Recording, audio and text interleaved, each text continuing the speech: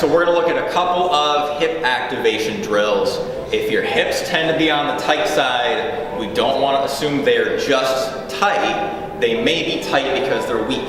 So we're gonna do two different variations on a hip flexor drill to let you get into some lower range of motion, because a strong muscle is a stable muscle and it will let you access some of those lower ranges of motion. So the first variation, and this is the easier one, this is the one that I would start with. We'll take a band, now this is just a small yoga band. I'm just gonna put it right across the feet.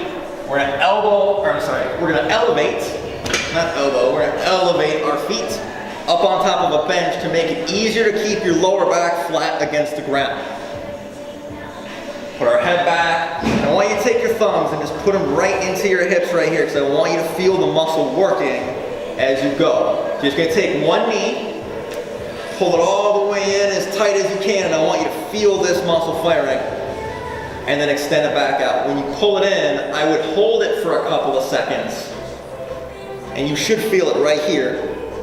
Okay, and then work the other side, the same idea. And you can adjust the band tension up. If this feels too hard, find a thinner band. If it feels too easy, find a thicker band. I would do around maybe 6 to 10 reps on each leg, really holding that contraction. Okay, try to get the knee as tight in to the shoulder, so you want to think like you're almost pulling the knee up this way instead of pulling it in. It's not an abdominal exercise. We're not trying to crunch. We're trying, as much as we usually tell people not to do this, with the hip drill, we specifically want only the hips and not the abs. Okay, so that's the first variation, and that's the one that I would have you start with. And then the second variation is a standing drill, which is going to make this a little bit tougher, but it also forces you to coordinate with what's going on with the hips, because you're not laying on the floor anymore. I like to bring a bench up a little bit, or stand against a squat rack, or something where I can just stabilize myself so I don't have to worry about balancing on one foot.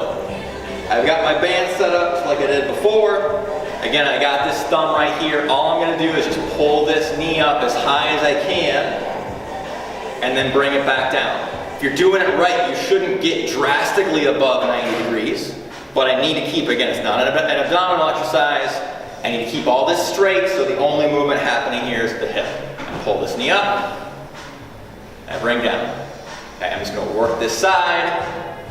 Now I like to do them all one side at a time, but you can do them as a march. You can do right side, left side, left side. Whatever will help you get through it. Again, same idea, 6 to 10 reps. Pull it up, hold for a couple of seconds on the squeeze, and then switch to the other side. Then go test your tight hips and see how tight they still are. Hopefully they should have improved if you're getting those muscles to fire up a bit.